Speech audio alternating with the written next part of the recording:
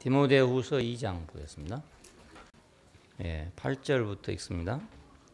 나의 복음과 같이 다윗의 씨로 죽은 자 가운데서 다시 살으신 예수 그리스도를 기억하라.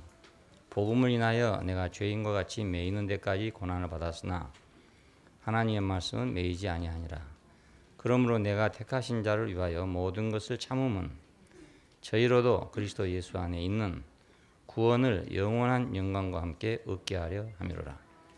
미쁘다 이 말이여, 우리가 주와 함께 죽었으면 또한 함께 살 것이요 참으면 또한 함께 왕노릇 할 것이요 우리가 주를 부인하면 주도 우리를 부인하실 것이라. 우리는 미쁨이 없을지라도 주는 일향 미쁘시니 자기를 부인할 수 없느니라. 특별히 내가 참은 것은 저희로 그리스도 예수 안에 있는 구원을 영원한 영광과 함께 얻게 하려 함이라 하는 말씀이 여절이 됩니다. 우리가 복음을 전하는 것은 뭘 전하는 것인가 하는 이 문제입니다. 그리스도 예수 안에 있는 구원을 전하는데 영원한 영광과 함께 그것을 얻게 하기 위해서 전한다, 이런 말씀입니다. 구원을 얻으면 영광이 함께 한다는 뜻입니다.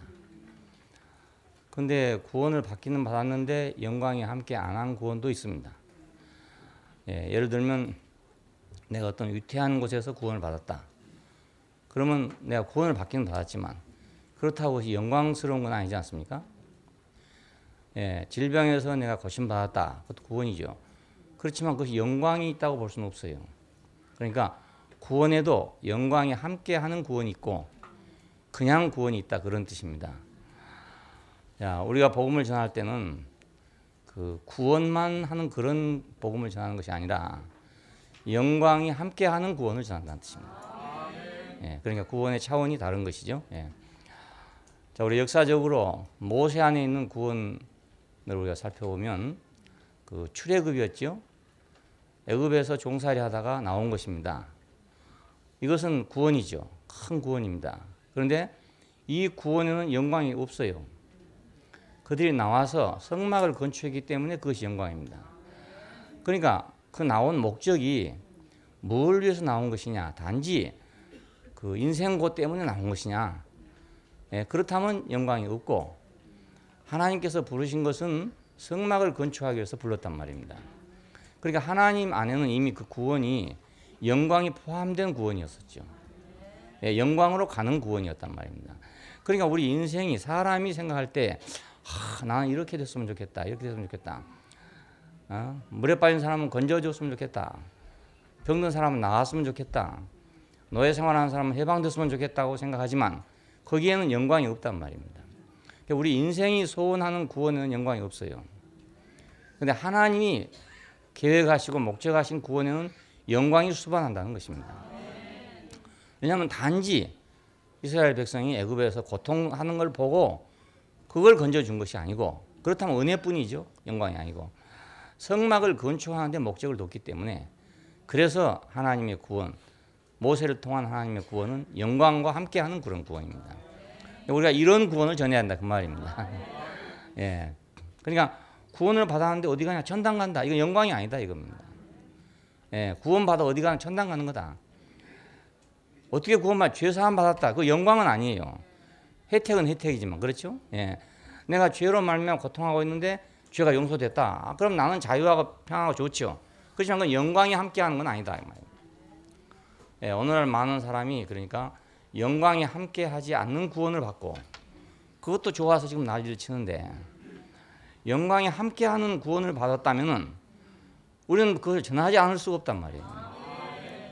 이건 다른 차원의 것이니까.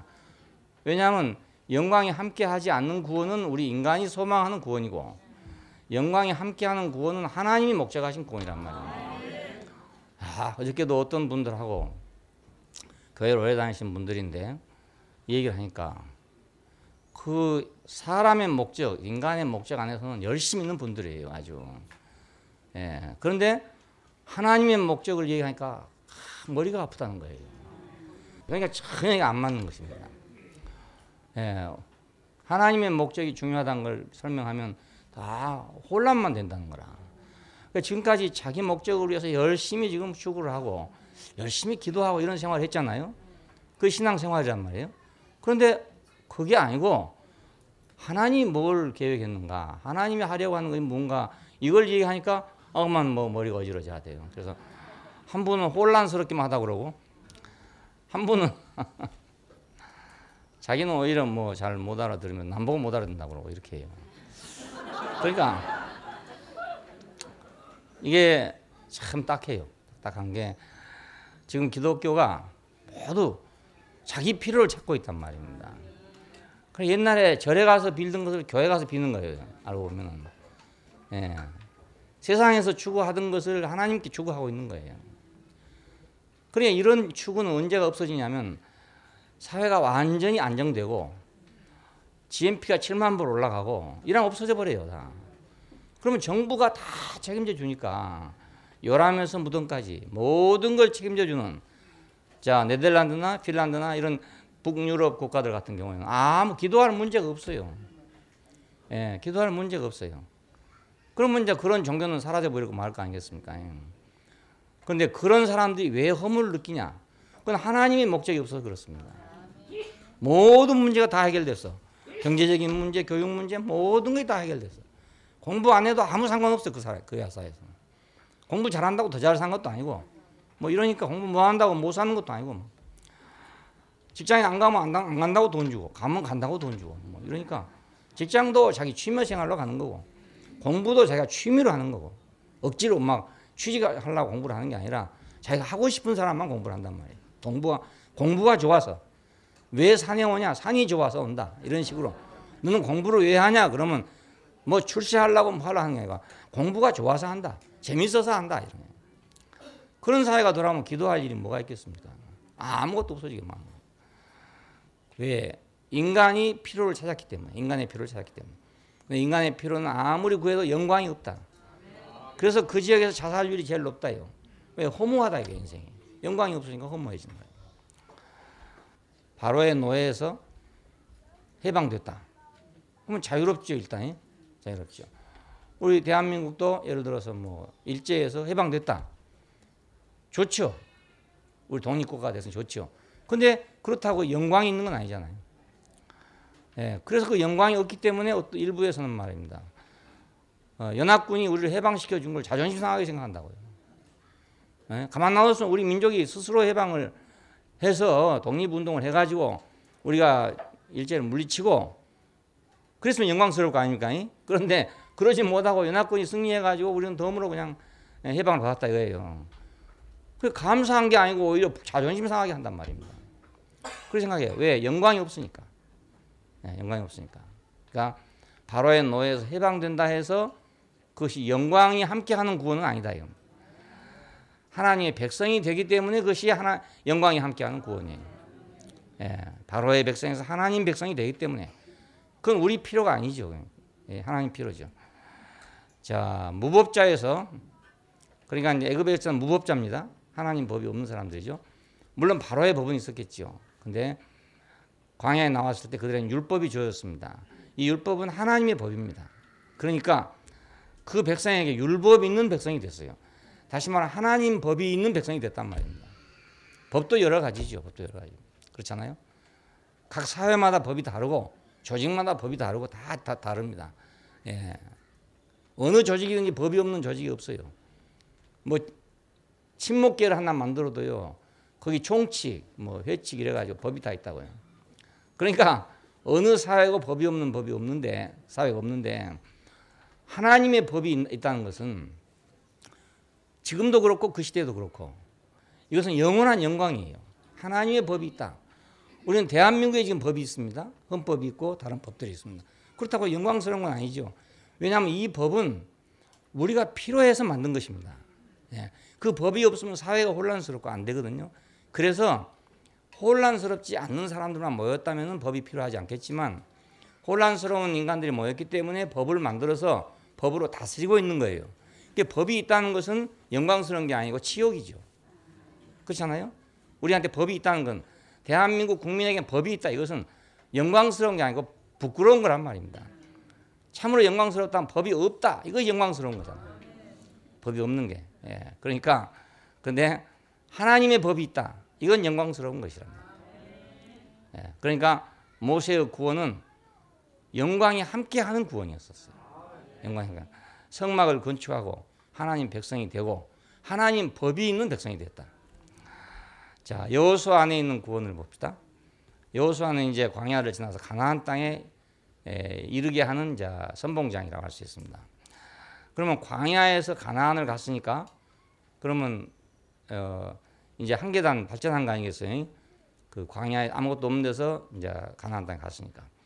근데 그 가나안이 그냥 단지 땅이라면 영광은 아니죠. 형편이 좋아졌다 이거죠. 예? 광야보다는 형편이 좋아졌다. 그런데 가나안이라는 땅은 하나님이 약속한 땅이었었어요. 어떤 목적을 두고 약속한 땅이 약속 있는 땅입니다. 아브라함의 그 땅을 약속했단 말이에요. 그러니까 그래서 그것이 영광스러운 것입니다. 예, 젖과 꿀이 흐르는 땅이다 이렇게 말하는데 그 땅은 영광스러운 땅이라는 뜻이에요. 유목민이었었죠. 그 백성들이 모두 다 양떼를 끌고 다니는 그런 사람들이었어요. 정체가 없어요, 유목민들은. 예, 그런데 이제 가나안 땅에 들어와서는 기업이 생겼습니다. 그 농지가 생겼다 그 말이죠. 기업이 있는 백성이 됐어요. 근데 이것이 단지 농지를 가진 것이라면 무슨 영광이겠어요? 좀 더 부유해졌다 이것뿐이죠. 안정되고 부유해졌다 이것뿐인데 이 기업은 영원한 영광과 관계된 기업이에요. 예. 하나님 안에서 인생의 기업을 상징하는 기업이란 말이에요. 그래서 그 기업은 절대로 바꾸지 못하도록 그렇게 법이 되어 있어요. 예. 보통 기업 같으면 뭐 바꿀 수 있는 거잖아요. 예? 일 많이 한 사람 많이 갖고 적게 한 사람 적게 할 수 있는 건데 이스라엘 백성의 기업은 바꿀 수가 없다. 시계표를 옮기지 못한다. 왜? 이것은 인생의 기업을 상징하는 거기 때문에 그렇습니다. 예, 인생의 기업은 아주 영광스러운 기업입니다. 왜냐하면 하나님을 표현하는 기업이기 때문에 이 기업보다 더 영광스러운 기업이 없어요. 그래서 가나안 땅에 들어간 것과 가나안 땅이 그들의 기업지가 된 것은 아주 영광스러운 땅에 들어간 것입니다. 세 번째로 다윗 안에 있는 구원을 우리가 봅시다. 자, 다윗 이전에는 사사시대였습니다.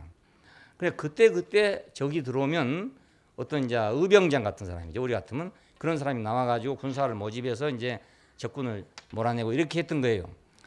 그러니까 언제든지 평안할 날이 없었죠.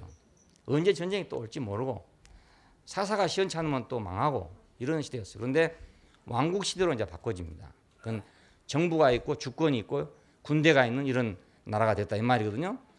그러면 이제 역사적으로 본다면 좀 발전한 거죠. 그 부족 시대에서 뭐 봉건 시대에서 이제 군주 시대로 이렇게 이제 바꿔졌다는 얘기인데 이거 그냥 바꿔진 것 같으면 단지 역사 발전이다. 역사가 좀 발전했다. 이것밖에 안 되잖아요. 근데 이 왕국은 하나님 왕국의 표본이었었어요. 예, 하나님은 다윗으로 하여금 그 나라를 세운 것은 하나님 나라, 하나님의 통치가 임하는 것이 되게 하려는 것이란 말입니다. 그러니까 다윗을 통해서 하나님의 통치가 임하는 것을 지금 왕국이라고 그럽니다. 왕국. 그러니까 하나님의 통치 안에 들어온 백성들은 영광스러운 백성이죠. 예. 바로의 통치 안에 있던 백성들이 이제는 사사들의 통치 안에 있다가 이제는 임금의 통치 안에 들어왔잖아요. 그 임금은 누군가? 하나님이 세운 자란 말입니다. 그건 하나님의 대리자로 세운 것이고 이 통치는 하나님의 통치를 말한 것입니다. 그래서 왕국 백성이 된 것은 아주 영광스러운 것입니다. 전란 시대에서 이제 통일 왕국 시대로 돌아오게 되죠. 그러니까 다윗이 돌아와 가지고 이제 다 평정을 해서 주변의 적들이 다 이제 진정이 됐어요. 그리고 이제 통일 왕국 시대가 이제 돌아오게 됐습니다. 이 통일 왕국 시대 이것은 장차 올 새하늘과 새 땅 안에서의 최종적인 통일 왕국이 있을 거 아닙니까? 예, 이 세상에 뭐 잘나고 못난 게 다 없어지고 어린 양이 통치하시는 새로운 나라가 올 거 아니겠어요? 그 통일 왕국 시대를 대비한 것입니다. 그러니까 다윗 안에 있는 구원은 영원한 구원으로 상징된 이유가 바로 여기 있습니다. 예, 다윗도 다른 인물이나 마찬가지 아닙니까? 그런데도 성경은 다윗의 홀이 영원할 것이다 이럽니다. 다윗의 홀이 영원. 문자적으로 해석하면 다윗의 홀은 얼마 가다 끝나버렸어요. 몇백 년 가다가 그냥 사라져버렸단 말이에요. 그런데 하나님 말씀 다윗의 홀이 영원할 것이다. 그럼 그 말이 틀렸냐? 틀린 게 아니고 다윗의 홀은 예수 그리스도를 통해서 이 땅에 다시 오고 새 예루살렘 안에서 완성될 것이기 때문에 새 예루살렘의 그 통치는 곧 다윗의 홀이에요. 그것이. 예. 그래서 다윗 왕국은 영광스러운 왕국입니다. 솔로몬 시대의 구원을 우리가 보면 이제 왕국에서 어디로 옮겨가냐? 성전 건축으로 옮겨갑니다. 솔로몬의 업적 가운데서 가장 큰 것이 이제 성전 건축입니다.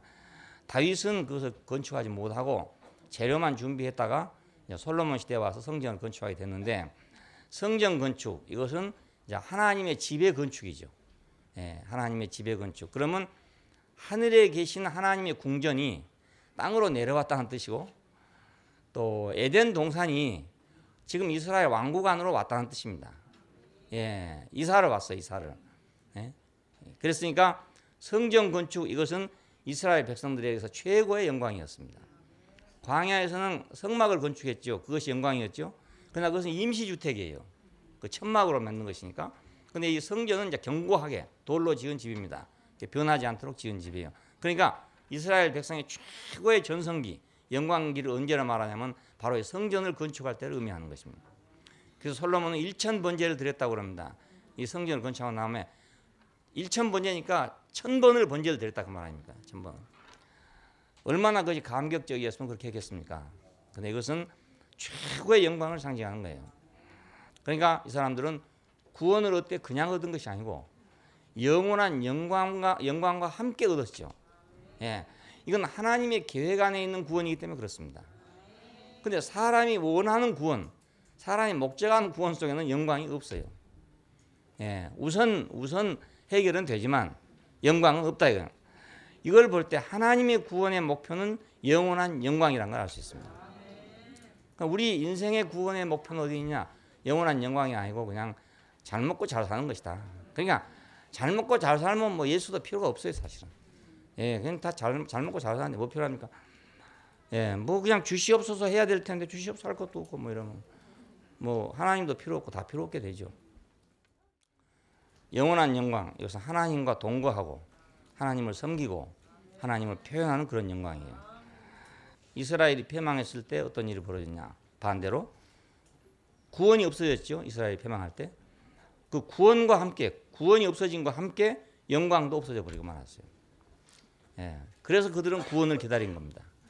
그냥 구원을 기다린 게 아니고, 물론 자기들은 현실적인 문제로 구원을 기다리겠지만은 하나님은 그런 구원을 주려는 게 아니고 영원한 영광과 함께하는 구원을 주려고 해요. 그러니까 오늘 현실적인 구원은 단지 천당에 간다든가 뭐 무슨 없는 문제를 해결한다든가 병을 고친다든가 이런 문제 아니고 영원한 영광의 문제에 속해요. 오늘 우리는 복음을 전할 때 영원한 영광에 관계된 복음을 전해야 된다. 네. 와, 이번에 그 CTS 방송을 보니까 어떤 분이 참 어떻게 좀 생각했는데, 예, 이제 마지막에 기도를 해요. 손을 이렇게 벌리고 눈 감고 기도를 하는데, 나는 눈 감을 수 없어 자세히 봤지요. 이렇게 어떻게 기도하냐면 이렇게 기도해요.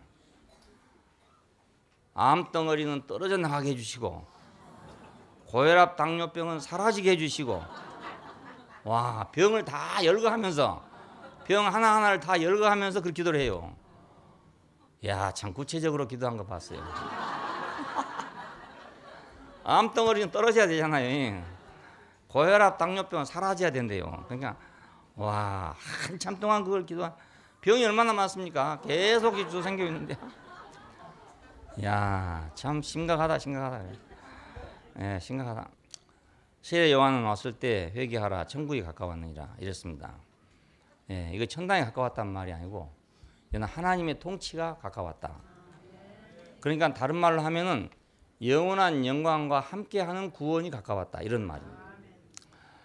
예, 이제 그리스도 예수 안에 있는 구원을 우리가 봅시다. 그리스도 예수 안에 있는 구원은 죽은 자 가운데서 산 것이었습니다. 신약 성경의 핵심은 그것입니다. 죽은 자 가운데 산 것. 이것입니다. 부활. 예, 디모데후서 2장 8절에 나의 복음과 같이 다윗의 씨로서 죽은 자 가운데서 다시 살으신 예수 그리스도를 기억하라 그랬잖아요. 이것이 핵심이에요. 이것이. 예, 뭐 사도행전이고 로마서고 뭐 전부 다 해도 핵심은 바로 이것입니다. 예, 하나님이 살리셨다. 예, 너희가 죽였지만은 세상이 죽인 거잖아요. 그런데 하나님은 살리셨다. 사도행전 2장에 이제 베드로가 이렇게 백성 앞에 섰을 때 하는 말이 너희가 이렇게 해서 예수를 죽였지만 이 예수를 하나님이 살리신지라 이렇게 말합니다. 그러니까 하나님이 살리신 구원이죠. 하나님이 살리신 구원은 영광스러운 구원이에요. 예, 아까 말씀드렸는데 하나님의 목적이 더 들어있으니까. 예, 하나님의 구원은 바로 영광이란 말입니다. 사도행전 3장 13절에 있어요. 조상의 하나님이 그의 종 예수를 영화롭게 하셨다 그럽니다. 자, 사도행전 2장에서는 살렸다 그랬잖아요. 이 예수를 하나님이 살렸다 그랬는데 3장에 가면 너희 조상의 하나님이 그 예수를 영화롭게 했다는 거예요. 영화롭게. 그냥 단지 죽었다가 살았다 이것이 아닙니다. 어떤 사람이 죽었다가 살았다. 그건 소생이죠. 소생. 예, 그건 영화로운 건 아니에요. 아, 신기하다. 감사하다. 이건 될지 몰라도 영화로운 건 아니에요.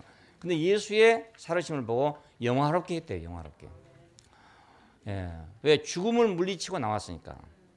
사망의 세력을 이기고 나왔으니까 영화로운 거란 말입니다. 지금까지 사탄이 지배하는 그 죽음 안에서 하나님이 사용할 수 없도록 만들어진 그 죽음 안에서 하나님이 쓸 수 있는 세계를 열었단 말입니다. 하나님이 사용할 수 있는 사람으로 지금 살아났다는 뜻입니다. 그냥 우리 육신이 죽었다가 살아났다 이 말이 아니고 하나님이 쓸 수 없는 쓸모없게 돼버린 그 죽은 자를 하나님이 이제는 살리셨다. 쓸 수 있는 사람으로 만들었다 이 말입니다. 예, 쓸 수 있는 사람으로. 자, 그러니까 이것은 영화로운 것이죠. 예, 하나님이 이 예수를 오른손으로 높이심에, 예, 사도행전 2장 33절은 그래요. 하나님이 이 예수를 오른손으로 높이심에, 그러니까 하나님은 예수를 높였단 말이니까 하나님이 높이면 영화롭게 되는 거잖아요. 예, 왜 높였는가? 하나님이 이제는 쓰게 만들었으니까, 쓸 수 있는 사람이 됐으니까. 예, 하나님에게 소중한 사람이 됐단 말이에요. 소중하니까 오른손으로 높이죠. 임금이 신하 가운데서 참으로 높은 그 가치 있는 신하가 있으면 오른손으로 높인단 말입니다. 우의정. 예. 자, 우리가 모르드게와 하만의 사건에서도 보면 그렇잖아요. 예, 그 하만이 모르드게를 죽이려고 했는데 반대로 자, 모르드게를 죽이려 하던 형틀에다가 하만을 달고 그 다음에 모르드게를 이제 높이, 예, 봐라, 왕이 사랑하는 사람은 이런 사람이다 하고 전 시내로 돌아다니겠다. 그거 아니에요. 말 타고 다니니까. 이 오른손으로 높였다는 뜻이에요. 너희가 십자가에 못 박은 이 예수를 하나님이 주와 그리스도가 되게 했다. 자, 이건 이제 하나님의 기름 부음 받은 자가 됐다 말이니까 하나님의 일을 맡길 수 있는 사람이 되게 했다. 그 말. 위임을 했단 말이니까. 자, 사람은 원래 지어질 때 하나님께 기름 부음을 받도록 지어졌잖아요. 하나님의 위임을 받도록 지어졌어요. 근데 그걸 지금 상실했다가 이걸 지금 되찾아봤단 말입니다. 그래서 영광스럽단 말입니다. 그냥 우리 인생이 하나님의 기름 부음이 올 때 그때 이제 영광스럽게 되는 거예요. 예, 그전에는 영광스럽게 되지 않기 때문에 이제 국가에 유용한 사람은 국가에서 영화롭게 하고, 그렇죠? 그 계급장을 주는 건 그거 아닙니까? 국가에서 이제 그만큼 공로가 있고 유용하다. 그래서 계급을 이제 높여주는 것입니다.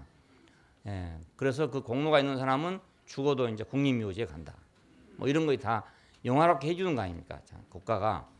근데 국가가 영화롭게 해준 것은 영화롭게 하는 건 하는 거지만 영원한 영광은 아니단 말입니다. 예, 한국 국립묘지에 묻힌 사람을 미국 국민들이 영화롭게 생각하겠어요? 그것도 아니잖아요. 예, 더군다나 북한에서는 말입니다. 우리 국립묘지에 묻힌 사람들은 원수 아니겠어? 원수 아니겠어? 원수. 예, 자기들 적이니까. 우리는 지금 국립묘지에 묻힌 사람들은 참전용사 이래가지고 이제 하지만은 북한 입장에 생각하면 참전용사가 아니고 그것은 저 사람들 때문에 우리가 통일을 못 시켰다 이거예요. 예, 지금도 그렇다잖아요. 그 미제국주의자들의 군대 때문에 통일의 기회를 놓쳤다 이거예요. 왜? 자기들은 아쉽죠. 왜냐하면 그때 말입니다. 영천 전투에서 이것만 탁 무너져 버렸으면 부산으로 바로 내려가는 거 아닙니까? 예, 영천 전투에서 중공군이 일개 사단이 죽었대요. 그러니까 이건 최후의 방어선이었어요. 이걸 방어하기 위해서 이제 워커부대가 왔던 거란 말입니다. 그러니까 이것이 만약 무너져 버렸으면 그냥 부산으로 바로 직행하는 겁니다. 대구 놔두고 그냥 직행해 보면 대구는 그냥 독에 갇힌 채로 그냥 공산화 돼버린 거예요. 그러면 이제 대한민국 정부는 어디로 가냐? 제주도로 갈 생각이었어요. 예, 그 계획이 있었습니다. 부산에서 갈 데가 없으니까. 예, 이런 상황이었는데 그만 이 워커를 신고 와버렸잖아요. 예, 그리고 내가다가 인천으로 상륙하고 막 이래가지고 그만 꿈이 깨져버리고 말았잖아요. 그러니 자기들은 또 얼마나 억울하겠어요. 우리 생각할 때. 그 철호의 기회인데 말이지. 다 된 밥에 말이지. 이 코쟁이들이 와가지고 우리 일을 망쳤다고 이렇게 생각 안 하겠습니까? 예. 야, 참. 우리는 또 어떻게 생각합니까? 반대로 생각하죠. 우리는 압록강까지 착 갔는데 중공군의 스키 부대가 막 얼음을 타고 오는 바람에 그 절호의 기회를 놓쳐버렸단 말입니다. 지금 정말 나도 지금 생각하면 너무 아까워. 그게 한 2달만 버텼으면 거기서 그러면 뭐 쇼가 나는 거예요. 예. 그런데 그만 너무 추워서 못 견디고 내려와 버렸어요. 예, 너무 추워져. 그래서 그 통일의 기회를 놓쳐버리고 말았습니다. 그래서 서로 쌍방이 그렇게 생각하는 거예요. 우리는 너희 때문에 통일 안 됐다. 자기들은 우리 때문에 통일 안 됐다. 그러니까 국립묘지의 영광은 일방적이지 쌍방적이 될 수가 없답니다. 될 수 없어요. 미국 국립묘지 가면 아주 화려하게 잘 해놨어요. 그런데 그것이 미국 사람들의 영광이지 우리야 상관이 없잖아요. 그러니까 하나님이 계획하신 구원은 영원한 영광과 함께하는 구원이지만 사람의 필요에 의해서 만들어진 것들은 영원한 영광과 함께하는 구원이 아니고 그 부분에 그 사람들의 필요를 채워주는 거다 이 말입니다. 주는 주와 그리스도가 되겠다. 너희가 십자가에 못 박은 이 예수를 하나님이 주와 그리스도가 되겠다. 기름 부음 받은 자가 되겠다. 그러니까 우리 인생은 하나님의 위임을 받을 때 그것이 바로 영광입니다. 하나님의 위임을 받으려면 죽고 산 사람이라 된단 말이에요. 다시 산 사람이라 돼 옛사람은 안 된단 말이에요. 옛사람은 하나님의 위임을 받을 수가 없어요. 받아도 시행할 수가 없어요. 시행할 수 없어요. 하나님이 살리심 이걸 부활이라고 그럽니다. 하나님이 오른손으로 높이심 이걸 부활이라고 그럽니다. 하나님이 주와 그리스도가 되겠다 이것이 바로 부활이에요. 부활이 다른 게 아니에요. 우리가 그냥 이렇게 사람이 시체가 있다가 일어났다 이렇게만 생각하면 안 됩니다. 그렇게 생각하면 부활이 그냥 소생이 돼버리고 말아요. 그거 아니고 하나님이 살리셨다 이 말은 하나님이 영화롭게 했다. 하나님이 오른손으로 높였다. 하나님이 주와 그리스도가 되게 했다. 이 뜻이란 걸 알아야 합니다. 하나님이 살리심 이건 부활이죠. 이건 영원한 영광과 함께 하는 것이다. 부활 생명만이 이제 하나님이 쓰실 수 있는 생명이 됐어요. 하나님 나라로 갈 수 있는 하나님 나라가 될 수 있는 생명이 됐단 말이에요. 자, 구원의 주 예수와 함께 그 나라에 이르게 된다. 우리가 죽은 자 가운데 사신 그것이 영광이었죠. 그분의 영광이었죠. 근데 그분의 영광이 곧 우리 영광이란 말이에요. 왜냐하면 그분의 죽으심 안에서 우리가 죽었고 그분의 살으심 안에서 우리가 산 것이기 때문에 우리가 예수 안에 있다면 예수의 구원이 곧 우리 구원이고 예수의 영광이 곧 우리의 영광이에요. 그 안에 있다면 내가 대한민국 안에 있으니까 대한민국의 영광이 곧 내 영광이고 내 영광이 곧 대한민국의 영광이 그렇습니다. 자, 김연아의 영광이 대한민국 국민의 영광이고 대한민국 국민의 영광이고 김연아의 영광이었어요. 안에 있으니까 그 안에 있으니까. 두 번째는 구원의 주 예수와 함께 그 나라에 이르는 영광이 있습니다. 아들을 로마서 8장 32절에 보면 아들을 아끼지 아니하시고 내어주시니가 어찌 그 아들과 함께 모든 것을 우리에게 선물로 주지 않겠느냐 이거. 모든 걸 왜 안 주겠느냐. 아들도 줬는데 모든 걸 왜 안 주겠냐 이 말이거든요. 이 모든 것. 자, 이 모든 것 속에 영원한 영광이 함께하는 구원입니다. 탄생의 영광 안에서 한 모양이 됐다예요. 예수님이 탄생하신 것은 영광입니다. 그가 인간이 되심으로 우리 대표자가 되셨죠. 인간이 아니었으면 대표자가 될 수 없는데 인간이기 때문에 대표자가 됐어요. 자, 그런데 이 대표자가 된 속에서 우리를 포함하고 있다는 거예요. 한 모양으로 히브리서 2장에 보면 한 모양으로 혈육에 함께 속하심은 사망의 세력을 잡은 자 곧 마귀를 없이 하시며 죽기를 무서워함으로 일생을 종로로 하는 모든 사람을 놓아주려고 하신 것이다. 그러니까 예수님께서 탄생하신 것은 우리를 놓아주려고 한 것이다. 이겁니다. 놓아주려고. 예. 왜? 성령으로 잉태된 사람. 그건 영으로 났다 이 말이잖아요. 그럼 우리가 영으로 난 사람이다. 거듭난다는 말은 성령으로 잉태되어 낳은 사람이란 뜻이에요. 이게. 예? 영으로 거듭났으니까. 예수님은 성령으로 잉태되셨다. 자, 성령으로 잉태된 그 생명이 오늘 우리에게 와서 영으로 거듭나게 했다. 거듭나요. 자, 성육신, 그 말씀이 육신이 됐다 그렇죠? 야, 이건 새 생명을 의미합니다. 새로운 생명, 말씀으로 된 생명. 예? 하나님 말씀으로 된 생명. 사탄의 말로 된 생명이 아니라 하나님의 말씀으로 된 생명. 자, 여기서 이제 이것이 우리와 함께 있기 때문에 우리가 영광이란 말입니다. 자, 우리도 이제 생내적으로는 그냥 육신으로 태어났어요. 누구나 다 육신으로 태어났어요. 그런데 예수 안에서 다시 태어나면 우리는 영광스러운 출생을 하는 거다 이 말이에요. 예수님의 출생을 영광스럽다고 그럽니다. 성탄절 하는 이유가 그거잖아요. 성탄절. 예? 성인이 난 날이다 이래서 성탄절 하지만 그건 성인이 난 날이란 동양적 그런 개념이 아니라 아주 영광스러운 출생이라는 뜻이에요. 아주 영광스러운 출생.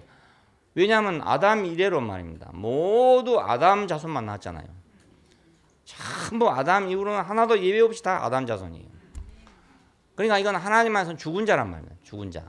죽은 자를 계속 낳았어. 계속 낳았어. 근데 여기서 이제 산 사람이 하나 새로 나왔단 말이에요. 그러니까 이게 영광스러운 탄생이죠.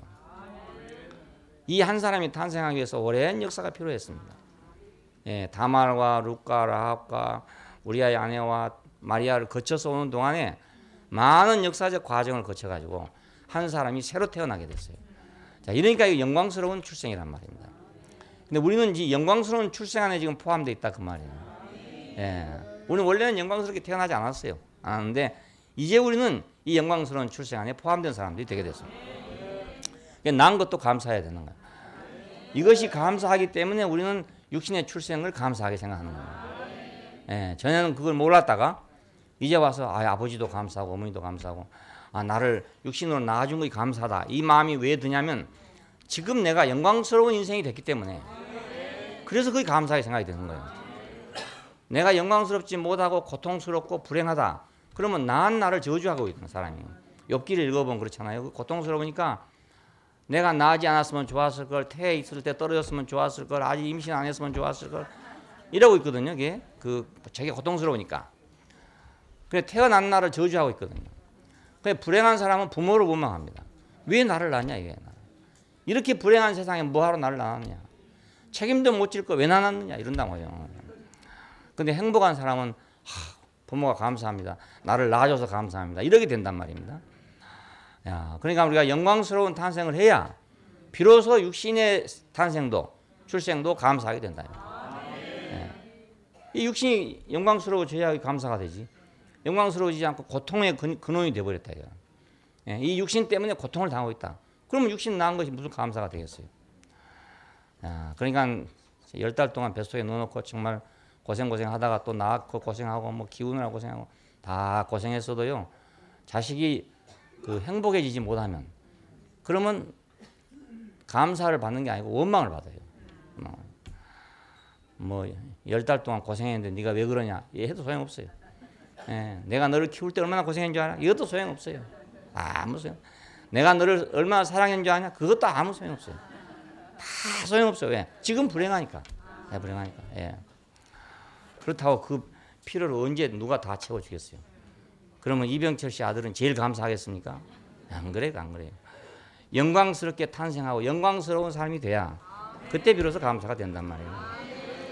그러니까 우리가 예수 안에 있지 않으면 안 되는 거예요. 죽으심에서 우리는 구속하셨습니다. 자, 구속하신 것은 한 모양이 되는 것이거든요. 예수님의 죽음 안에 우리를 포함시킴으로써 구속하신 것은 예수님과 한 모양이 되게 하는 겁니다. 한 모양.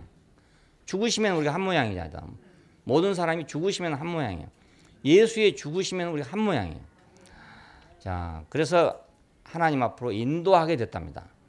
한 번 죄를 위하여 죽으사 의인으로서 불의한 자를 대신하였으니 이는 하나님 앞으로 인도하려 하심이라. 그러니까 우리를 구속하시기 위해서 죽으신 이유는 우리를 하나님 앞으로 인도하려고 했다. 그러면 하나님 앞으로 인도가 되려면 어떻게 돼야 되냐? 그 구속 안에서만 하나님 앞으로 인도된다는 뜻입니다. 그 이전은 인도가 안 돼. 이것이 이제 구약 성경에서 제사에서 나타나 있어요. 그 어린 양의 죽음을 통해서 제물의 죽음을 통해서 지성소 안에 들어갑니다. 백성을 대표하는 대제사장은 제물의 피를 가지고 그것을 배경으로 해서 그걸 담보로 해서 지성소 안에 있는 법궤 앞에 이르게 된다고요. 그러니까 우리가 그 죽음이 없이는 하나님 앞으로 갈 수가 없다는 걸 알 수 있어요. 죽어 천당 간단 말이 맞아요, 맞기는. 죽으면 간단 말이 맞기는 맞아요. 그 말이. 죽지 않고는 천당 못 가잖아요. 그러니까 의인으로서 불의한 자를 대신하였으니 이는 하나님 앞으로 인도하려고 한 것이다. 인도하려고 한 것이다. 여러분이 프린트물을 다 보셨으면 참 좋겠어요. 여러분이 성경을 지금 듣는다고 다 기억하지 못할 거 아닙니까? 천재들은 기억하겠지만 천재 아닌 사람은 못 기억해요. 그래 성경 찾아보고 이러려면 꼭 프린트물이 있어야 돼요. 두 번째는 의롭다 하심을 얻게 하였다. 로마서 3장 24절에 보니까 그리스도 예수 안에 있는 구속으로 말미암아 값없이 의롭다 하심을 얻은 자 되었느니라. 그 전에는 다 불의한 자들이에요. 왜 불의한 자냐면 창조자와 피조물 사이가 온전치 않아. 그러니까 불의하죠. 그렇죠? 관계가 옳지 않으니까 불의한 거 아닙니까? 관계가 옳지 않으니까. 사장과 종업원이 관계가 옳지 않으면 불의한 거죠. 백성과 임금 사이가 관계가 안 좋으면 불의한 거죠. 하나님과 피조물 사이가 관계가 틀려 있으면 불의하단 말입니다. 그런데 예수 그리스도의 죽으심 안에서 우리가 하나가 될 때 우리는 의롭다 하심을 얻은 자가 된다. 의롭다 하심을 얻은 자 되면 관계가 정상화됐다 이런 뜻입니다. 관계가 정상화돼야 뭐가 거래가 생기죠. 관계 없는데 거래가 되겠습니까? 죄 사함을 얻게 한다. 에베소 1장 7절에는 그의 피로 말미암아 구속 곧 죄 사함을 받았느니라 이렇게 합니다. 죄 사함 이거 역시 마찬가지예요. 죄는 뭔가 피조물이 하나님께 대해서 그렇죠? 쓸모없는 자리로 가버린 것 이탈한 거 이게 죄란 말이에요. 이 죄가 사함받지 않고서는 하나님 앞으로 갈 수가 없을 거 아닙니까? 이거 있는 한은 모든 불법에서 구속하셨다. 이것은 그가 우리를 대신하여 자신을 주심으로 모든 불법에서 우리를 구속하였다. 이것은 율법을 전제로 한 말입니다. 법이 없으면 사람이 자기가 잘못한 걸 몰라요. 잘못해도. 그런데 법이 왔기 때문에 우리는 잘못한 걸 알았어. 잘못한 걸 알았기 때문에 모든 불법이 됐어요. 처음에 원전은 한 가지였지만은 법이 없기 때문에 우리는 모든 불법이 됐어요. 다 하나님 뜻하고 안 맞아. 하나님의 마음하고 틀려요. 그러니까 불법이 된 거죠. 여기서 구속하셨다. 망령된 행실에서 구속됐다. 너희 조상의 유전한 망령된 행실에서 구속된 것은 오직 어린 양 같은 그리스도의 보배로운 피로 한 것이다. 망령된 행실은 뭡니까? 하나님을 하나님으로 여기지 않는 것이 망령된 행실이잖아요. 자식이 부모를 부모로 여기지 않으면 그게 망령된 거란 말이에요. 그러니까 사람이 하나님을 하나님으로 여기지 못하면 그게 망령된 행실이잖아요. 거기서 모든 망령된 행실이 다 나와요. 자, 이건 행위의 문제입니다. 우리는 사탄의 종이 되고 사탄의 몸이 됐으니까 우리의 행위는 당연히 우리가 잘하려고 해도 사탄을 유익하게 하는 것밖에 안 돼요. 이것이 바로 망령된 행실입니다. 망령된 행실. 구속 이전의 삶은 종의 삶이었습니다. 그 사탄의 종의 삶이었어요. 그러니까 치욕이었기 때문에 이건 영광이라고 할 수가 없어요. 하는 것마다 다 치욕적인 거예요. 왜? 종이 하는 건 다 치욕적인 거 아니야. 종이 하는 건 다 치욕적인 거예요. 그러니까 사탄의 종으로서 하는 모든 행위는 전부 다 인간의 그 본분으로 생각할 때 이건 치욕적인 거란 말입니다.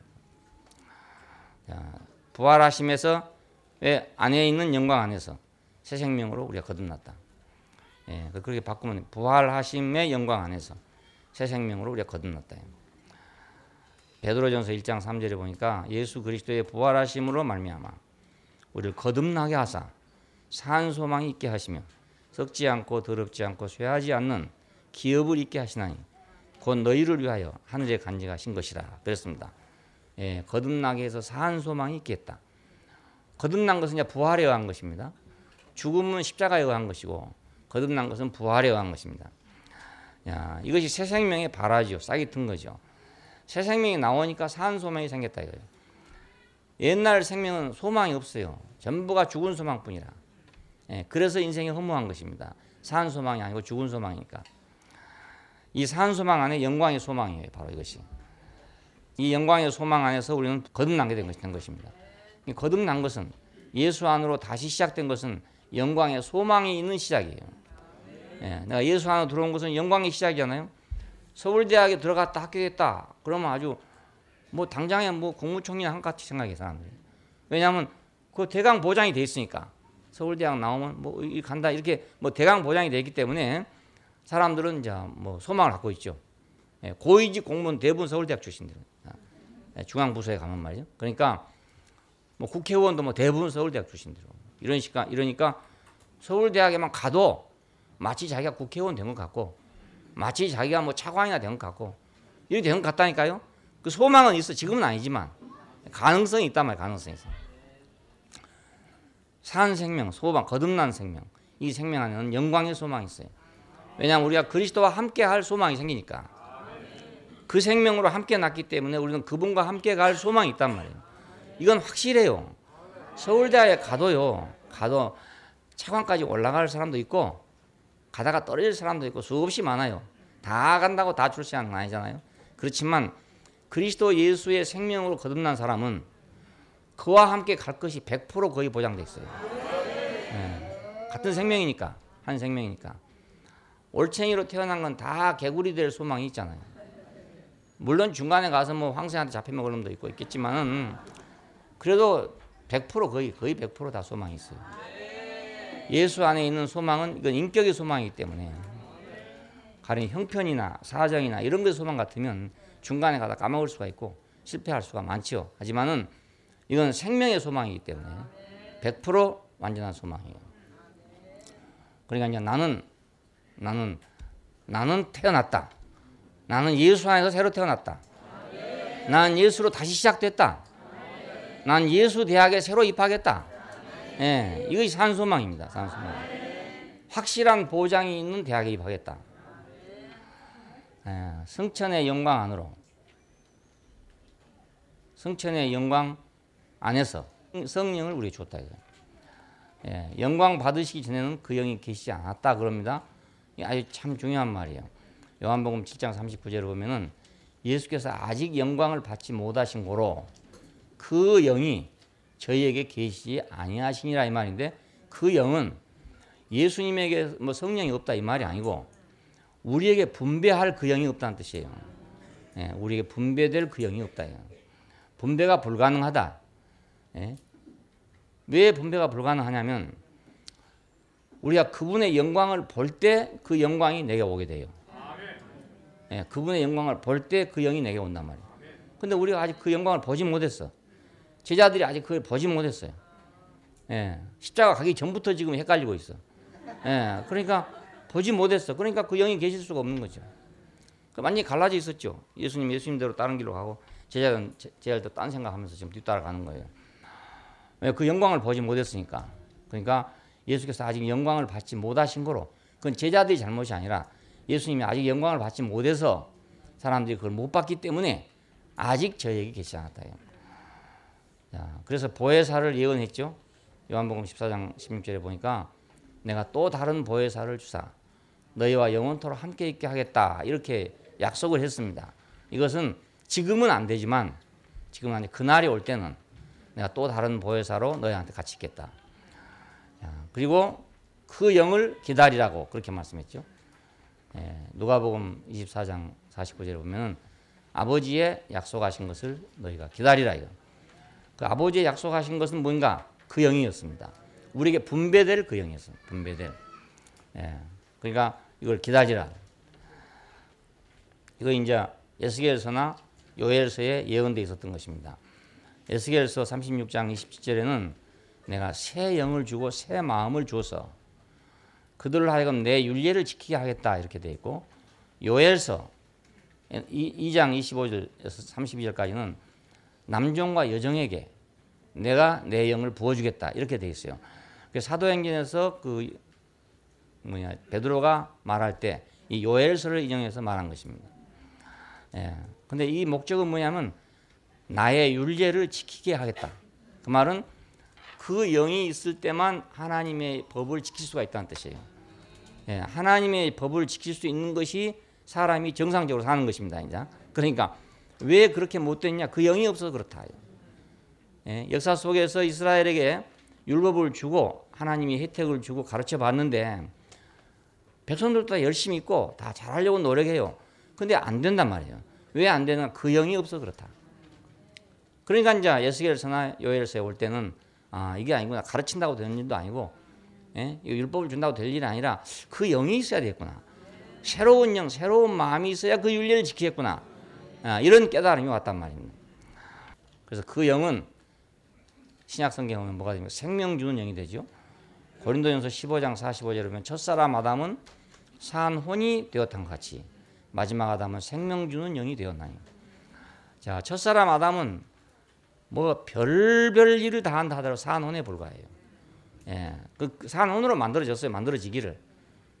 예, 뭐 영물이 아니고 영물이란 말은 지금 혼을 잘못 해석해서 영물이라 그런 거예요. 왜냐하면 혼이 개발되면요 영물스럽게 된답니다. 예, 뭐 도를 통한다든가 이런 거 한 거 있잖아요. 이런 거 하면요 사람이 뭐 귀신도 보고 귀신처럼 되는 거예요. 그래 영스럽다고 그런단 말이에요. 예? 그게 귀신스러운 거지 알고 보면. 근데 그걸 보고 영이라고 생각해요. 영장류 뭐 영적 인간 이렇게 생각해요. 그게 아니라 사람은 원래 산혼으로 만들어졌어요. 산혼으로. 그러니까 죽으나 사나 산혼입니다. 사람은 그릇이요, 그냥 뭘 담기 위한 그릇이에요. 예, 다른 게 아니에요. 자, 그러니까 이 산혼 안에서는 우리는 산혼을 유전받을 수는 있지만 그렇다고 생명의 영을 유전받은 게 아니잖아요. 생명나무 열매를 아담이 안 먹었으니까 우리는 생명을 유전받을 수가 없어요. 그 생명의 영을, 그 영을 유전받을 수 없단 말입니다. 야, 첫사람 아담은 산혼이 되었다는 것 같이 마지막 아담은 생명 주는 영이 되었나니. 자, 이건 하나님의 법을 행할 수 있는 생명이 됐다 이런 뜻입니다. 그 영은 교회를 위해서 오셨으며 교회와 함께 주신 것입니다. 그냥 개인이 신령해지라고 준 게 아니고 교회를 위해 준 것이다. 왜냐하면 저희가 다 같이 한 곳에 모였을 때, 그렇죠? 사도행전에 보니까 저희가 다 같이 한 곳에 모였을 때, 교회란 말이거든요. 한 곳에 모였을 때에 호련히 급하고 강한 바람 소리 같은 게 들리더니 불의 혀같이 갈라지는 것이 각 사람 위에 임하더라 이렇게 돼 있죠. 그러니까 이건 교회죠, 교회. 교회를 위해서 준 영이에요. 그러니까. 예, 어떤 개인이 무인도에 가갖고 하나님의 율례가 무슨 소용이 있겠습니까? 예, 지킬 필요가 있습니까? 안 지킬 필요가 아무 소용 없잖아요. 예, 왜 하나님의 율례가 필요하냐면 하나님의 나라가 되니까 그게 필요한 것이지. 자기 혼자 사는데 하나님 율례가 필요 없어요. 똥을 싸나 오줌을 싸나 아무 상관없어요. 그건. 예, 자기 아무 상관없어요. 예, 똥 싼다고 죄 짓는 것도 아니고 말이에요. 깨끗하게 한다고 뭐 의로운 사람이 되는 것도 아니에요. 그건. 아무 관계가 없어요. 예, 저희가 다 같이 한 곳에 모였더니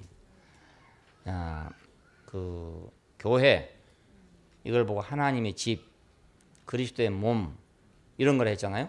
그러니까 결국 이 새 영을 주신 것은 신령해 주라고 준 것이 아니고 교회가 되게 하려고 하나님의 집이 되게 하려고 그리스도의 몸이 되게 하려고 주신 것이다 그 말입니다. 예. 그러니까 뭐 성령 충만 받았다고 막 한 사람도 있어요. 뭐 그래가지고 은사죠, 은사. 은사로서의 그걸 받아가지고 그 자기가 뭐 된 것처럼 이렇게 생각하는 사람도 있어요. 근데 이거 그 뭐 되라고 준 거 아니고 교회가 되라고 준 거라고요. 왜냐하면 새 생명이 아니면 이 새 영이 아니면 교회가 될 수가 없습니다. 다른 건 다 할 수 있는데 교회가 안 됩니다. 예, 하나님의 집이 될 수가 없어요. 예, 그리스도의 몸이 되지는 못합니다. 그러니까 뭐 지금 선교 사업도 할 수 있고 뭐 개배당도 지을 수 있고 다 할 수 있어요. 못할 거 아무것도 없어요. 다 할 수 있는데 교회가 되질 않아요. 교회가 되질 않아요. 그래서 우리는 성령에 대해서 조금 알 필요가 있는데 이건 두 방면이 있어요. 예수님을 볼 때 우리는 본성적으로 본질적으로 성령으로 나셨다 그래요. 성경에 기록하기를. 근데 어디 보면은 성령이 그 위에 임했다 이런 데가 있습니다. 그 세례 받고 올라오실 때 성령이 비둘기처럼 그에 임했다 이런 데가 있어요. 그럼 어떻게 성령으로 잉태되신 분인데 성령이 또 왔느냐 이런 말이 안 되겠어요? 근데 본질적인 영은 예수님 안에 있었지만 그 경륜적인 영이라고 그래요. 그러니까 무슨 이제 운행을 하기 위해서 무슨 일을 하기 위해서 주신 영이라는 거예요. 그러니까 우리가 뭐 성령이 충만해서 뭘 나갔다 이 말은 경륜적인 영을 얘기합니다. 생명이요. 그러니까 우리가 헷갈리기 쉬워요. 그 뭐 방언을 하고 막 이런 사람들이 막 열심히 있게 뭘 하잖아요. 열심히 있게 뭘 하기 때문에 저 사람은 성령 받은 사람이다. 그렇지 않은 사람은 성령을 안 받은 사람 이렇게 생각하기 쉬워요. 근데 그것은 경륜적인 영이에요. 그러니까 어떤 열심을 가지고 일을 할 수 있는 영이다 그 말입니다. 거듭난 거하고는 상관이 없어요. 그렇다고 거듭난 게 아니에요. 거듭난 것은 아까 말한 대로 예수의 죽으심과 부활하심 안에서 우리가 거듭난 것이지 결코 뜨거워졌다고 거듭난 것도 아니고 바람 불었다고 거듭난 게 아니에요. 사도행전에서 불어온 바람은 경륜적인 바람이에요. 그것이. 경륜적인 바람. 자, 그러니까 교회는 그것도 필요하죠. 이제. 그렇죠? 경륜적인 바람이 싹 불어오면 우리 안에 막 열심이 생기고 우리 안에 충동이 생겨가지고 우리가 사마리아 땅까지 이르러서 막 증거를 하고 이런 일이 생기잖아요. 이건 이제 경륜적인 영입니다. 이 속에서 뭐 방언도 하고 예언도 하고 할 수 있어요. 자, 그러니까 예수 그리스도의 본질적인 영은 제자들 안에 있게 됐고 내가 너희와 영원토록 함께 있게 하겠다. 이것은 본질적인 영을 말합니다. 떠내기로 왔다 갔다 하는 것이 아니고. 그런데 경륜적인 영은요 왔다가 갈 수 있어요. 그래서 어떤 사람이 막 열심을 내다가 또 사라져 버릴 수도 있고요. 뭐 은사를 가지고 있다가 없어져 버릴 수도 있고 그렇습니다. 이건 경륜적인 영이기 때문에. 근데 거듭난 것은 그런 것이 아니란 말입니다. 본질적인 영은 제자들 안에 있었고 경륜적인 영은 그들의 위에 임했다. 위에 임한 것이니까 햇빛이 뜨겁게 나면 뜨겁고 구름이 끼면 또 시원하고 그런 거 아니겠어요? 그거 똑같은 거예요. 사도행전에 나오는 이것은 경륜적인 영이에요. 요한복음에 나온 것은 본질적인 영이고 그래서 그 내적인 그 충만 내적으로 임하실 때는 플레루라는 말을 썼답니다. 플레루 이건 내적으로 임했다는 뜻이고 이제 플레노 하면은 외적으로 임했다는 뜻이랍니다. 그러니까 참 이 사람들은 히라보가 이렇게 정밀한 게 이런 걸 다 구별해놨어요. 안으로 들어온 거, 밖으로 온 걸 다 단어 자체가 구별돼 있어요. 그러니까 마귀의 영의 영역에서 그리스도의 영의 영역으로 지금 옮겨온 것이잖아요. 사탄의 영광에 붙잡혀 있던 인생이 그리스도의 영광 안으로 들어왔단 말입니다. 그러니까 이거 영광이죠. 영광스러운 거죠. 야, 우리가 하나님 앞에서는 다 쓸모없이 죽었던 사람들인데 이제 그리스도 예수 안에서 우리가 쓸모 있는 사람들이 돼. 이 쓸모 있게 된 건 이것이 바로 영광스러운 것입니다. 쓸모 있게 된 거. 쓸모 없으면 영광이 없어요. 그래서 그 잘 사는 나라들이 뭐 염려할 것이 없는 그 나라들 빈부격차도 없고 사회 갈등도 없고 아무 문제가 없는 그 백성들이 허무해서 죽는 거예요. 허무해서. 왜? 영광이 없으니까. 그래도 이렇게 뒤죽박죽한 나라에서는요 영광이 있는 거라 그 일시적으로 없어질 영광이지만은 어찌하다 보면 막 갑자기 확 일어나기도 하고 이러니까 그 영광인 줄 알고 취해 사는 거예요. 그게. 근데 그 다 안정되어 있는 사회에서는 그날이 그날이라. 달력도 필요 없고 아무것도 필요 없는 나라예요. 뭐 이건 날짜 가나 안 가나 똑같으니까. 내가 학교를 가나 안 가나 똑같고 직장에 가나 안 가나 다 똑같고 아기를 낳나 안 낳나 다 똑같고 모든 게 다 똑같으니까. 어떻게 보면 참 좋지요. 얼른 보면 좋은데 이게 할 일이 없으니까 인생이 허망해져 버렸단 말이에요. 허무해져. 그래서 자살이 많답니다. 마지막으로는 재림입니다. 예수님이 다시 오신다. 그 재림의 권능으로 그 나라가 완성될 것이다. 이거 이제 성경의 마지막 결론입니다. 야, 구속에서 우리는 영의 변화가 일어났었죠. 그 말은 위치가 변동됐다 이 말입니다. 위치가 이동됐다. 우리가 구속됐다 이 말은 위치가 바꿔졌다 이제. 그 바로의 권세에서 이제 여호와의 권세 안으로 위치가 바꿔졌다. 부활, 이건 새 생명이 발화됐다 이 말이거든. 새 생명. 자, 승천에서는 영광 안에 있었죠. 그러니까 이 영광을 볼수록 우리는 혼의 변화가 일어나게 됩니다. 예수 그리스도의 영광을 보면서 우리는 혼의 변화가 생겨요. 교회 안에서도 영광을 봐야 혼의 변화가 생겨요. 근데 동서남북으로 아무리 봐도 영광이 안 보인다. 뭐 영광스러운 사람 한 사람도 없고 뭐 다 뭐 그렇고 말이에요. 이런 사람은 변화가 안 돼요. 예, 누군가 막 영광이 보이는 사람은 변화가 됩니다. 영광이 무슨 놈 영광이야? 뭐 그 사람이나 내나 뭐 다 똑같고 말이지. 뭐 하는 집 보니까 뭐 나만 못하던데 뭐 이래 보면 아무 발전이 안 돼 이게. 참 이상해. 사람은 영광을 봐야 변화가 생겨야 됩니다. 영광을 봐야. 영광을 보지 못하면 변화가 안 생겨요. 예, 어떻게 전쟁터에 나가겠습니까? 영광이 보이니까 전쟁터에 나가죠. 그렇잖아요. 그 군대가 죽는다 이러면 아무도 못 가죠. 근데 군대가 영광이 탁 보인단 말이에요. 별이 팍 뜨고 이러니까. 그러니까 가는 거 아니겠어요, 이것이. 예, 영광이 보여야 내가 앞으로 가지. 아브라함이 어떻게 나왔습니까? 영광의 하나님이. 예, 영광의 하나님을 보고 나왔대요. 제자들이 어떻게 나왔습니까? 십자가에 갈 때는 다 도망쳤잖아요. 근데 그분의 영광을 보고 다시 왔단 말이에요. 영광을 보고 사도들이 됐죠. 진짜 사도들이 됐죠. 그러니까 우리도 영원한 영광이 눈앞에 보여야 우리의 혼의 변화가 일어나게 됩니다. 이 혼의 변화는 제 몸의 변화로 이어지게 됩니다. 자, 우리 몸의 구속을 기다린다. 이 말은 몸의 변화를 기다리고 있다. 그게 현실화된다 이 말이죠. 내가 내 마음에서 내 영 안에서 내가 영광을 보고 사모하고 달리던 그것이 내게서 현실화된다 그 말이죠. 이 현실화된 것이 바로 새 하늘과 새 땅이죠. 자, 여기서 이제 새 나라, 이것이 바로 어린 양이 통치하는 나라입니다. 자, 이건 이제 우리의 소망이죠. 그러니까 지금까지 인류 역사가 쭉 내려왔는데 이런 소망은 아무데도 없어요. 예, 이런 소망은 아무데도 없고 전부 그 제국의 소망. 어떻게 하면 큰 나라가 돼가지고 우리가 세계를 지배하나 이것만 있지. 어린 양이 통치하는 그걸 못 봤단 말이에요. 왜냐하면 세상에서 불가능해요. 그거 있을 수가 없으니까. 이스라엘도 오직 하면 그러겠어요. 그렇게 성경을 보고 한 백성인데도 불구하고 지금 그들의 소망은 제국이 되는 거 아닙니까? 예, 언젠가 여호와께서 자기들을 제국을 만들어 줄 것이다. 그래서 미국처럼 세계를 지배하는 나라가 될 것이다. 이런 생각을 갖고 있는 거예요. 예, 하나님과 어린 양의 통치를 보지 못하니까. 우리가 기독교도 캐톨릭화 되면서 이제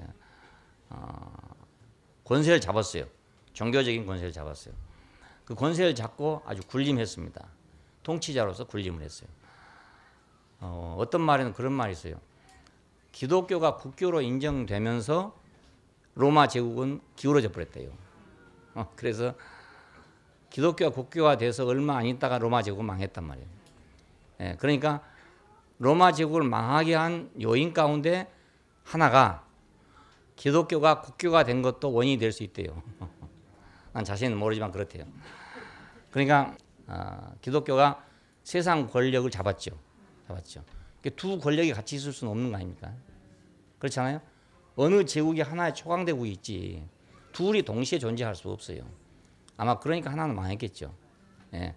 캐톨릭이 세력을 잡으면서 로마 제국은 망했단 말이에요. 하나님과 어린 양의 통치를 보지 못했기 때문에 그 국교가 됐으니까 국교는 하나님과 어린 양의 통치가 아니잖아요. 교황의 통치고 종교적 통치지 하나님과 어린 양의 통치가 아니에요.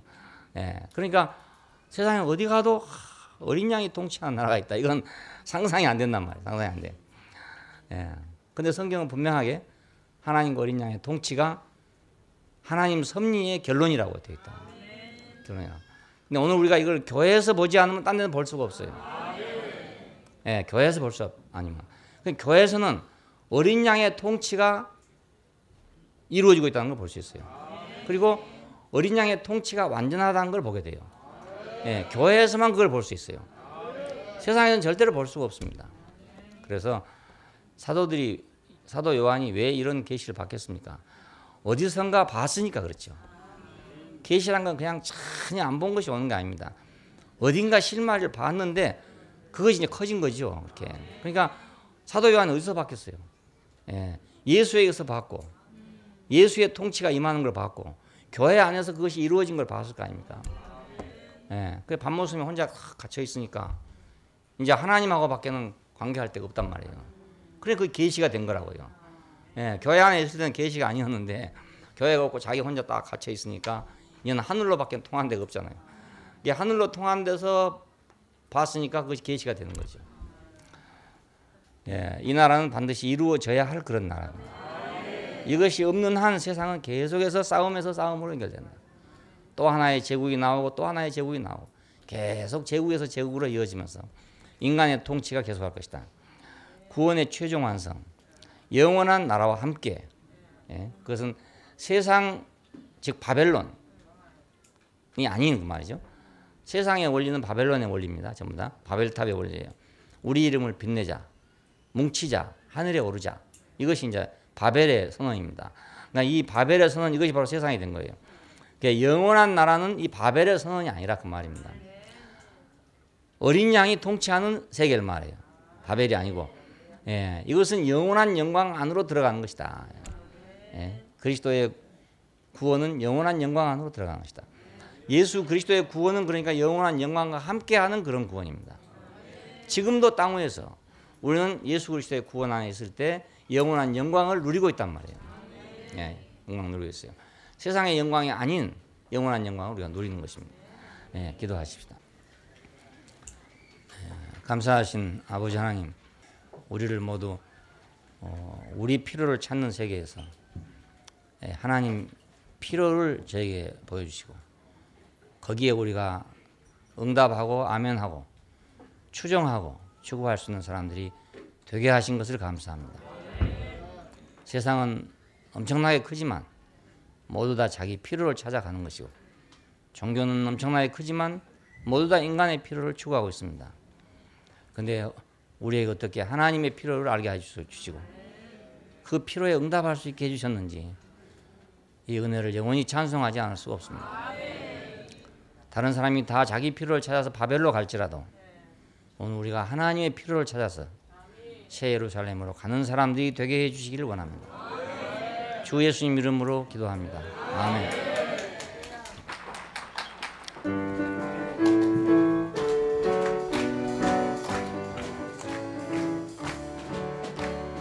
우리의 하나님이 창조